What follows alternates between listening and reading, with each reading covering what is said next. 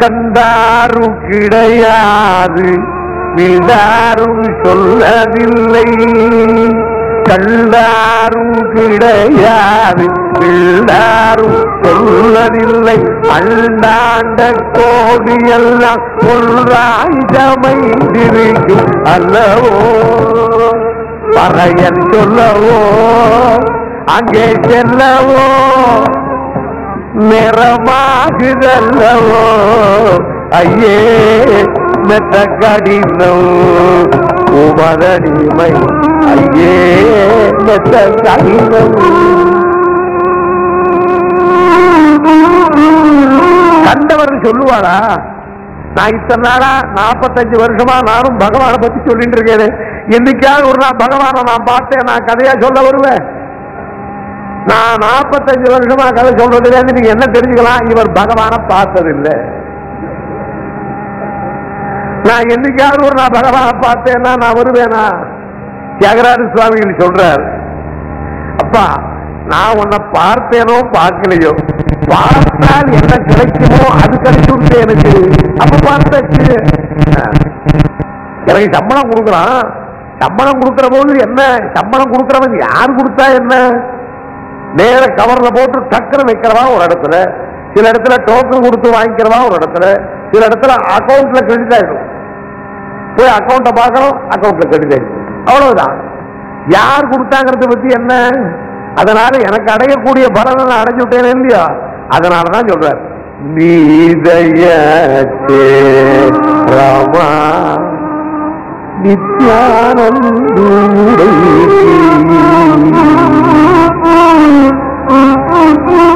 நீதயத்தே நித்யானந்துடை. அந்த தயவு உனக்கு என்கிட்ட வந்து கொடுத்து, இப்ப எனக்கு தேவையே எதுவுமே கிடையாது. அந்த நித்யானந்த நிலையை இந்த சத்தியவர்தன்கிற பிள்ளை அடைஞ்சுட்டான். அவன் வாசல என்னென்ன வருது, வியாக்கரண சாஸ்திரம், வேதங்கள், சாஸ்திரங்கள், புராணங்கள், இதேதான் காளிதாசனுக்கு, இதேதான் காஞ்சிபுர கஷேத்திரத்தில் இந்த மூகனுக்கு. இதே இந்த நிலையில அம்பாள் யாரை உண்டாக்குறாள், யாரை எப்படி பண்றான்னு தெரியாது. இவன் மந்திரத்தை சொல்ற போது மாங்கிறதையும் பூர்ணமா சொல்லல. அதனால நாம் எதை சொன்னாலும் உள்ளத்துல எந்த எண்ணத்தோடு சொன்னான், ஐயோ பன்றி சாக போறதா, ஐயோ வேடன் பட்டினி இறக்குறானா அங்கிற தயவு, ஐயோ நான் ஒண்ணுமில்லாத போயிட்டேனா, நான் இப்படி மூர்க்கரா பிறந்து விட்டேனாங்கிற ஈரம். இந்த ஈரத்துலதானே செடி முளைக்கும், வறண்டு பூமியிலே செடி முளைக்கும்.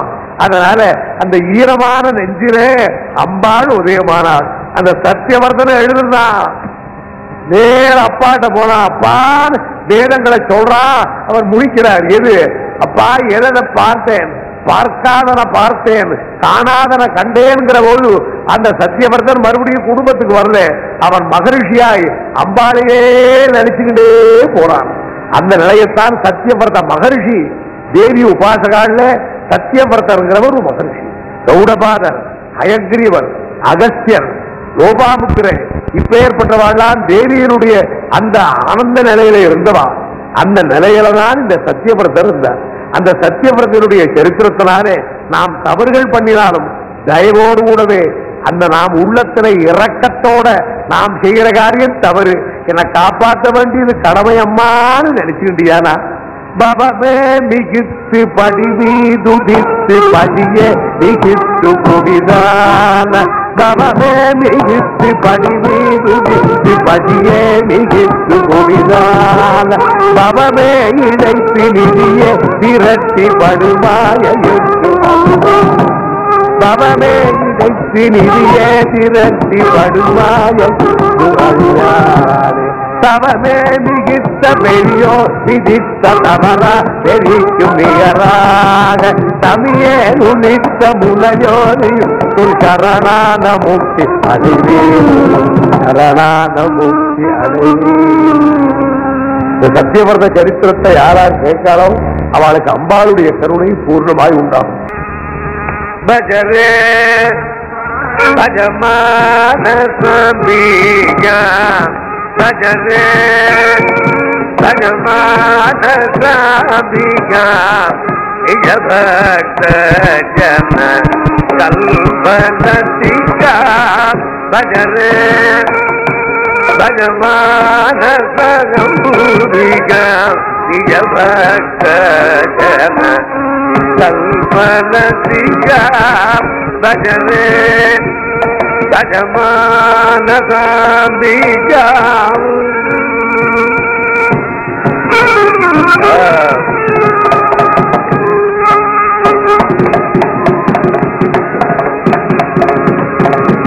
அஜஹரிகர பிரமுகாதி தேவிதம்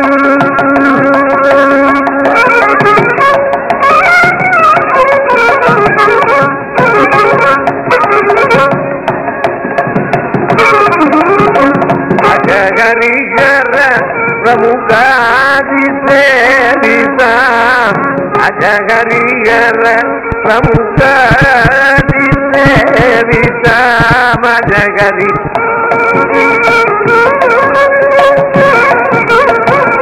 ரில்லேகா புவனேஸ்வரி அம்பாம் ரில்லேகா புவனேஸ்வரி அம்பாம் பஜரே பஜமான சாம்பிகாம் நிஜ பக்த ஜன கல்பனதிகாம் பஜரே பஜ மானசாம்பி.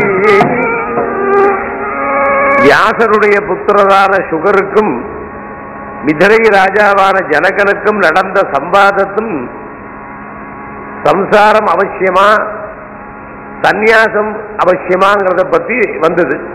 நாம் எல்லாரும் சம்சாரத்துலதான் ஈடுபடுறோமே தவிர சந்நியாசத்துக்கு போகல. ஆனால் சம்சாரிகளா இருந்து கஷ்டப்படுறத பார்த்துட்டு அதை காட்டிலும் சந்நியாச நிலை உயர்ந்தது என்று நினைக்க வேண்டிய ஒரு சமயம் வர்றது. அந்த எண்ணமானது சுகருக்கு முன்னையே வந்ததுனால சம்சாரத்தினுடைய முக்கியத்துவத்தை அவர் நினைக்கல. சம்சாரங்கிறது பந்தத்துக்கு காரணமா இருக்கிறது என்பதனாலே அது வேண்டாம் என்று சுகர் அதை தள்ளினார். ஜனகர் சம்சாரம் பந்தத்துக்கு காரணமா இருக்கிறதாக நினைக்கிறது நம்முடைய மனப்பிராந்தியை தவிர சம்சாரம்ங்கிறது அநேக ஜனங்களோட நாமும் வாழ்க்கையை நடத்த வேண்டியதான ஒரு தர்மம். ஏகம் அநேகம். சன்னியாசியா இருக்கிறவன் ஒருவன், சம்சாரியா இருக்கிறவன் பல பேர். நீ பல பேரிடத்தில் இருந்தாலும் ஒருவரிடத்தில் இருந்தாலும் நீ எப்படி இருக்கையோ அந்த நிலை மாறாமல் இருந்தால் சம்சாரம் சந்நியாசம் ரெண்டும் ஒரே பலனைத்தான் கொடுக்கும். அதுக்கு காரணம் சித்த சுத்தி, மனசனுடைய அடக்கம், நாம் செய்கிற காரியங்களிலே ஸ்ரத்த, இப்படி பலவிதமான ஒரு தர்மங்களை சொன்னார். சுகர் அதை தெரிஞ்சுக்கிண்டு தான் கல்யாணம் பண்ணிக்கிண்டு சந்ததியை பெற்றுக்கிண்டு அதுக்கு பிறகு சன்னியாசி ஆனார்னு அவருடைய சரித்திரத்தை தேவி பாகவதத்திலே சொல்லி முடிச்சார். இப்போ நமக்கு என்ன தோன்றது, இதுக்கும் தேவிக்கு என்ன சம்பந்தம்? சம்சாரமா சந்நியாசமாங்கிற விஷயத்தை பத்தி ரெண்டு பேரும் பேசினது வேதவியாசர் முதல் ஸ்கந்தத்திலே சொல்றதுக்கும் இதுக்கும் என்ன சம்பந்தம் அப்படின்னு நமக்கு தோணும். இது நாம் படிக்கிற ஒரு கிரந்தங்களிலிருந்து நம்ம மனசுக்குள்ளே தீர்மானம் பண்ணி அடைய வேண்டிய ஒரு லாபம். ஒரு வியாபாரம்னு பண்ணினா நமக்கு லாபம் வரும். அது மாதிரி ஒரு கிரந்தங்களை படித்தால் அதிலிருந்து வரக்கூடியதான ஒரு சிந்தனை, அதை பெருக்கினால் அதனால் வரக்கூடியதான இன்னும் விசாரங்கள், விசாரம்னா ரிசர்ச், ஆராய்ச்சி, அதிலிருந்து கிடைக்கக்கூடிய உண்மைகள், மனுஷனுக்கு சித்த சுத்தியை கொடுக்கிறவள் அம்பாள். நம்முடைய புத்தியை நன்னா இருக்கணுமானால், நாம் தெளிவாய் பேசணுமானால், தெளிவாய் எல்லாவற்றையும் புரிந்து கொள்ள வேணுமானால் அதுக்கு அம்பாளுடைய சரணாரவிந்தங்களிலே பக்தி இருந்தால்தான் வரும்ங்கிறத காட்டும். இதைத்தான் நம்முடைய பெரியோர்கள் நித்திய அனுஷ்டானத்திலே எந்த ஒரு தெய்வத்தை நினைச்சாலும் ஓம்ங்கிறதான அந்த பிரணவ மந்திரத்தையும் சேர்த்து சொன்னார்கள். அதிலே பிரதானமான மந்திரம் காயத்ரி. அந்த காயந்தம் திராயத இது காயத்ரி. யார் ஒருத்தன் படிக்கிறானோ, யார் ஒருத்தன் அதை சேவிக்கிறானோ அவனை காப்பாற்றுறது காயத்ரி. இந்த காயத்ரிங்கிறதான ரூபமே அம்பாளுடைய ரூபம்தான். காயத்ரிங்கிறது அம்பாள் தேவியாய் வராள். அதை கடைசி நாள் ஒரு நாள் சொல்ல போறேன். இப்ப எல்லாருமே காயத்ரியை ஒப்புக்கொள்றார்கள். ரொம்ப நாகரீகத்தில் இருக்கிற சிவிலைஸ்டு பர்சன்ஸ் கூட மற்றதெல்லாம் ஒப்புத்துக்க மாட்டேன், ஐ அக்செப்ட் காயத்ரி அப்படிங்கிறான். அந்த காயத்ரிங்கிறது எதை காட்டுறது? காயத்ரியினால் அடையக்கூடியது எது? இந்த சித்த சுத்தி தான். To know the right, to do the right. எது நல்லதோ அதை தெரிஞ்சுக்கணும். சமாச்சராணி நித்யேஷு சக்தி மனுருத்யகி வர்த்திதவ்யம். என்னத்தை நாம் செய்யக்கூடாது, எதை நான் செய்யணும்? தியஜ்யம் தியஜாமி விஹிதல் சமாச்சராணி நித்யேஷு சக்தி மனுருத்யகி வர்த்திதவ்யம். ஸ்வத்புத்தி சக்தி மனுருத்யன காரிய சக்தி இத்யேததேவது சிவே நிவேதயாமி. ஸ்வத்புத்தி சக்தி மனுருத்யன காரிய சக்தி. புத்தி சக்தி அதனால் வருகிற காரிய சக்தி. இந்த புத்தி சக்தி காரிய சக்திங்கிற ரெண்டு நமக்கு கிடைச்சு கொடுத்தனா எல்லாருக்கும் புத்தி இருக்கு, எல்லாருக்கும் காரியம் இருக்கு. ஆனா நீ பண்ற புத்தி சரியானதா? எல்லாரும் என்ன சொல்றான்? நான் சொல்றதுதான் சரிங்கிறான். அவன் தப்பா சொன்னாங்கிறத அவன் புரிஞ்சுக்கல, அவன் சொல்றதுதான் சரிங்கிறான். அவன் செய்யற காரியம் தான் சரிங்கிறான். நம்ம ஜனங்களும் ரொம்ப பேர் அதைத்தான் நினைக்கிறான். இப்போ எலெக்ஷன் வந்து கொடுத்தனா மேடையில ஏறி ஒருத்தன் பேசினான்னா அவன் பேச்சை கேட்டுவிட்டு எல்லா ஜனங்களும் அவர் சொல்றதுதான் ரொம்ப சரி, அவருக்கே போடு ஓட்டை. ஓட்டை போட்டுவிட்டு அப்புறம் அவன் பண்ற காரியம் சரியில்லை, இவருக்கு ஓட்டை போட்டிருக்கப்படாது சார், அவருக்கு போடு அடுத்த விஷயம். அவனும் அப்படித்தான் இருக்கான். அதனால ஓட்டு போட்டதுனால நீ புத்தி சக்தியை நீ அடைஞ்சு விட்டேங்கிறது இல்லை, ஓட்டு அவன் கேட்கறதுனால புத்தி சக்தியை உண்டாக்கினாங்கிறது இல்லை. அதனால புத்தி சக்தியை கொடுக்கிறது அந்த அம்பாள். புத்தி சக்தி அனுருத்யன காரிய சக்தி. தப்பான காரியத்தில் புத்தி போகணுமானால் என்ன அறியாமலே நான் அதுக்கு ஒரு பிரேக் போடணும். நமக்கு நாமே பிரேக் போட்டு விட்டோமானா கவலை இல்லை. முதல்ல கார் டிரைவ் பண்றவாள்லாம் அதைத்தான் சொல்லி கொடுப்பான். முதல்ல பிரேக் போட கத்து கொடுப்பான். இந்த பிரேக் எந்த சமயத்துல போடணும் நம்ம அறியாம அந்த கால் போகும். பழக்கமா போன டிரைவர்கள்லாம் இருக்காரு, அவெல்லாம் எத்தாப்புல ஒருத்தன் குறுக்க வந்தாலும் சட்டுன்னு பிரேக் போடுறான். அந்த உணர்வு தானே கால் அங்க போறது. நீங்க சொல்ல வேண்டாம் பிரேக் போடு பிரேக் போடுன்னு சொல்ல வேண்டாம். அது மாதிரி என்ன அறியாமல் நான் செய்யக்கூடாத காரியங்களுக்கு விட்டுவிடணும். அது மாதிரி உலகத்திலே எல்லாருக்கும் புத்தி வரணுமேம்மா. இத்யேததேவது சிவே விநிவேதயாமி. அது வரல ராணி தீரது சுராசுரு கையில ராணிதி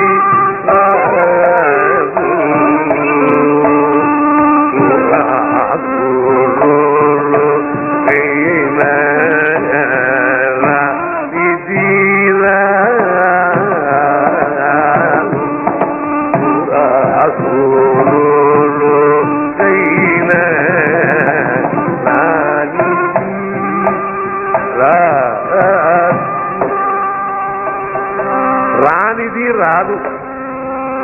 எது வராதோ அது வராது. அவர் சொன்னது எது வராதுங்கிறார்? அவர் சொன்னது வராதுங்கிறது இது பணங்காசா இல்ல அதிர்ஷ்டமா? லாட்டரியில ₹1,00,000? அவர் சொன்னது இந்த புத்தியத்தான் சொல்றார். ராணிதி சூர அசுரு கைத. அவன் தேவர்களா இருந்தாலும் அசுரா இருந்தாலும் வராது. போரிதி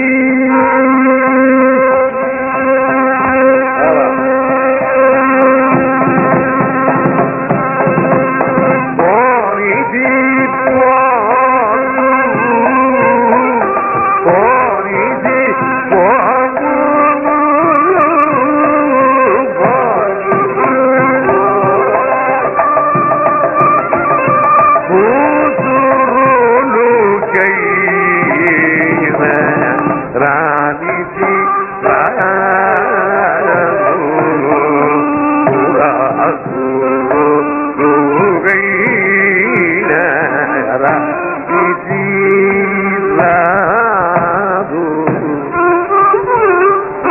போலிதி போது வாண்டா, இதை விட்டு விடணும், இதை விட்டு விடணும் நினைச்சாலும் விட முடியாது.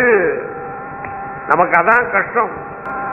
விடணும் விடணும் விடணும் நினைச்சிருக்க விட முடியுறதா? காப்பியை விட முடியுறதா? பொடியை விட முடியுறதா?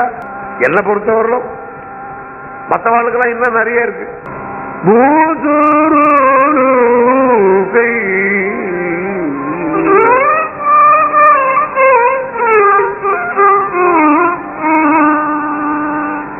நீ பிராமண ஜாதியில பிறந்து விட்டே, கத்திரிய ஜாதியில பிறந்து விட்டே, ராஜாவா இருந்து விட்டே, பணக்காரனா இருந்து விட்டே, படிச்சவனா இருந்து விட்டேங்கிறதுனால இல்ல. அம்மா நீ உட்கார்ந்து இருக்க புத்தி சக்தி மனுருஜன காரிய சக்தி.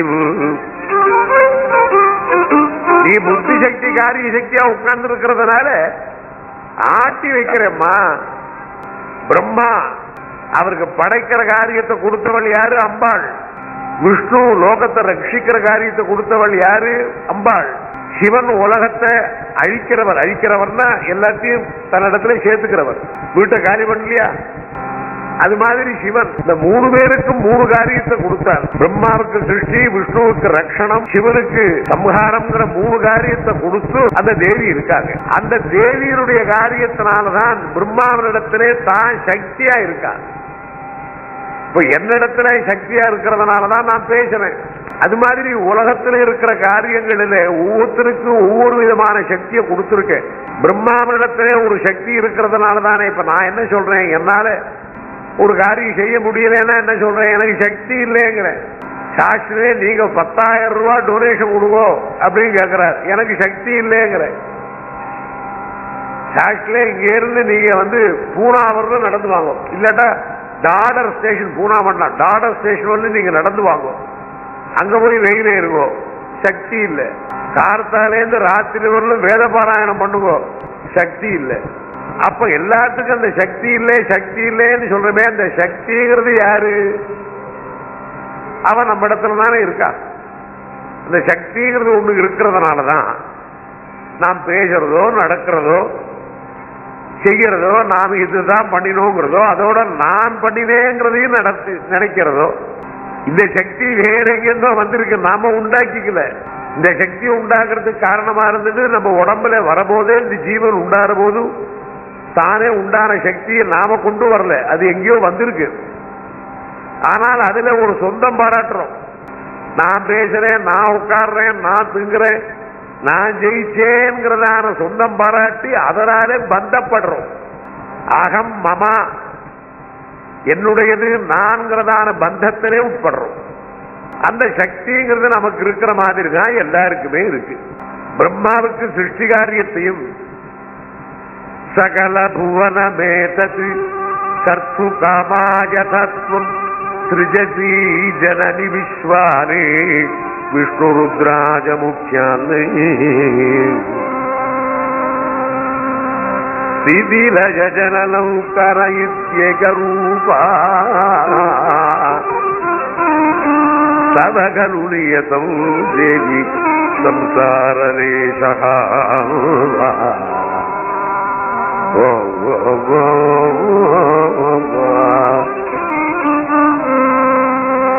சகல புவனமே தற்கர்த்து காமாய தத்துவம். அம்மா நீ சக்திங்கிறியே, நீ எங்க இருக்க? உனக்கு எங்கம்மா இருக்கு இடம்? பிரம்மாவை படைக்க சொன்ன, அவருக்கு படைக்கிற காரியத்தை கொடுத்த, ஒரு வேலையை கொடுத்தமான செய்ய வேண்டாமா? ஒரு சிற்பி சிற்பங்கள் பண்றான்னா அவனுக்கு அந்த காரியம் பண்றான். ஒரு டிராயிங் போடுறான், சித்திரம் எழுதுறான்னா அவன் என்ன அழகா ஒரு கோடை போட்டான்னா அந்த கோட்டை போட்டா அப்படி போட்டு இப்படி போட்டான்னா உடனே ரூபம் வந்துடுறது. சமையல் பண்றவாளுக்கும் ஒரு சாமர்த்தியம் இல்லையா? இதை போடுறா அதை போடுறா அதை போடுறா கீழே இறக்குறா, நமக்கு நாக்கு இழுக்கிறது. ஒவ்வொருத்தருக்கும் ஒண்ணு கொடுத்துருக்காரு. இப்ப நீங்கெல்லாம் 2 மணி நேரம் உட்காந்து கேட்கிறேன், உங்களை பார்த்தா எனக்கு கொஞ்சம் பொறாம தான். என்னால 2 மணி நேரம் உட்காந்து கேட்க முடியாது, 1/2 மணி கூட என்னால உட்கார முடியாது. நான் உட்கார்ந்து சொல்லிட்டு இருக்கிறத நீங்க இவ்வளவு பொறுமையா கேட்கிறேங்கிற போது, உங்களை பார்க்கிற போது உங்க சக்தி எனக்கு இல்லை. அது மாதிரி இத்தனை வித்தியாசமாக இருக்கிறதான காரியங்கள்ல சகல புவன வேதத்து கர்த்துகாமாய தத்துவம். என்னம்மா உலகத்துல நீ வச்சுக்கிட்டு இருக்க? இந்த உலகத்தை நீ எதுக்குமா உண்டாக்கின? இதுல இத்தனை ஜீவராசிகளை வச்சு ஆட்டி வைக்கிறியம்மா, ஏன்? கர்த்துகாமாய தத்துவம் சிருஜசி ஜனனி விஸ்வாரு விஷ்ணுருத்ராஜ முக்கியாரு. இத்தனை அதிகாரிகள் தேவேந்திரன், வருணன், குபேரன், விஷ்ணு, இத்தனை அதிகாரிகளையும் உண்டாக்கிக்கிட்டு ஒரு தாயாருக்கு ஏதோ முன்னெல்லாம் ஒரு 4 பிள்ளை 3 பொண்ணு, இல்லாட்டா 3 பிள்ளை 4 பொண்ணு, இன்னும் சில பேருக்கு 6, முன்னெல்லாம் நிறைய பெத்துப்பா இல்லையா, 12 குழந்தைகள் 13 குழந்தைகள் அப்படி எல்லாம் பெத்துட்டு இருப்பா. இப்பெல்லாம் நமக்கு எல்லாம் 2க்கு மேல வேண்டாம், 2 குழந்தைகள் இருந்தா அந்த 2 குழந்தைகளே எல்லாம் யமதூதன் மாதிரி இருக்கான், வேண்டாம், ரொம்ப நல்ல காரியம் இல்லையா? 2 பிள்ளைகளை பெற்று திண்டாடுறேன் அப்படிங்கிறாளே, அது மாதிரி நிலை வந்துடுறது. இப்போ பிள்ளைகள் வளர்ந்த உடனே, நான் இங்க இருக்கிறவாள சொல்லல, மற்ற இடத்துல சொல்றேன், பிள்ளைகள் வளர்ந்த உடனே என்ன கேள்வி எல்லாம் கேட்கறான். ஒவ்வொருத்தர் வீட்லயும் பாருங்க, பையன் எப்படி இருக்கான், அவன் எப்படி சொல்றானோ அப்படி நான் கேட்டுடுறேங்கிற. அதனால 10, 12 பெற்றுக்கிட்டா திண்டாட்டம் தானே. இந்த 2க்கு பதில் சொன்னா போருமே. என் பொண்ணு என்ன கேள்வி எல்லாம் கேட்கறா தெரியுமா சார்? 1.5 ரூபா கேட்கறா. ஏன் என்னது இப்படி எல்லாம் அவ்வளவு இன்டெலிஜென்ட்? சொல்லிக்கத்தான் வேணும், வேற வழி. இப்படி எல்லாம் உலகத்தை உண்டாக்கிக்கிட்டு பண்றியம்மா, உனக்கு என்னத்துக்கு? ஸ்திதிலய ஜனனம்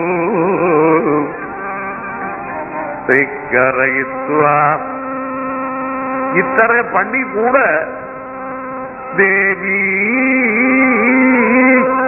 நகரூபவ சம்சார லேஷா. எங்க மாதிரி இந்த சம்சார குழியில ஆபட்டு இருந்தா தான் உனக்கு தெரியும். நீ எங்களுக்கு நடுவில் இருக்கே தவிர ஒரு சம்பந்தமும் கிடையாது உனக்கு. நகரு தேவி.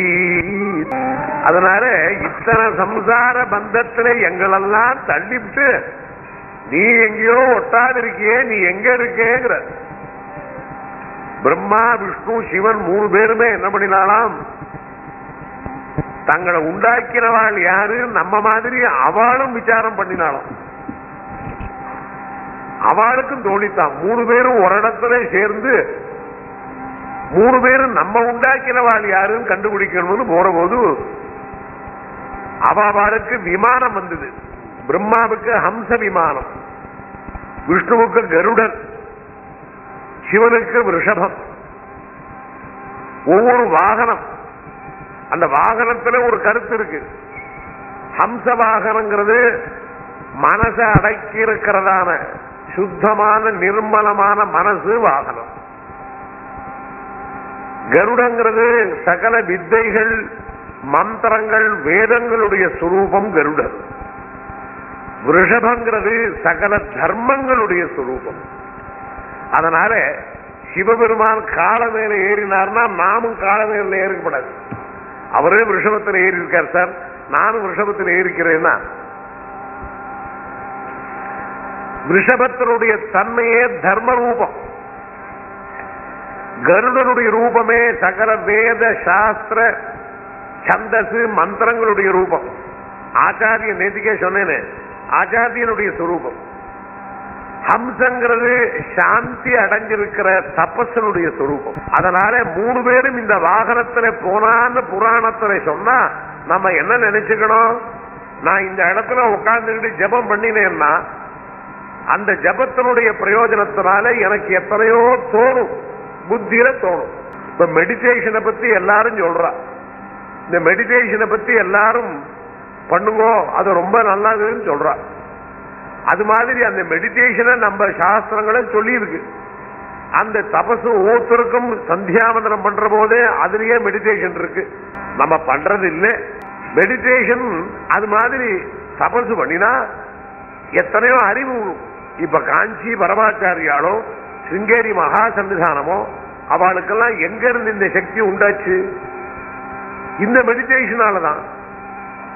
இந்த மெடிடேஷனாலே அவளுக்கு என்னவோ ஒரு அறிவு, நீ புரிஞ்சு கொள்ள முடியாத விஷயத்தை அவ புரிஞ்சு கொள்ள முடியாது வருது. அதே மாதிரி விஷ்ணு வேதங்கள், சாஸ்திரங்கள், மந்திரங்கள் இதுகள் மூலமாகவும் சிவபெருமான் தர்மானுஷ்டானத்தின் மூலமாகவே தங்களுக்கு ஆதியான உற்பத்தியான இடம் எது அப்படின்னு தேடினார்கள். தேடுற போது அவ 3 பேருக்குமே ஒரு தரிசனம் ஆச்சாம். அவள் தான் அம்பாளாய் தரிசனம் கொடுத்தாள். ஸ்ரீலேகா புவனேஸ்வரி, சிகப்பு வஸ்திரத்தோட சிகப்பு மயமாய் எங்க பார்த்தாலும் ஹீங்காரமயமான சப்தத்தோட ஆனந்த நிலையிலே தேவி அங்கே ரூபத்தோட தரிசனம் கொடுத்தாள்.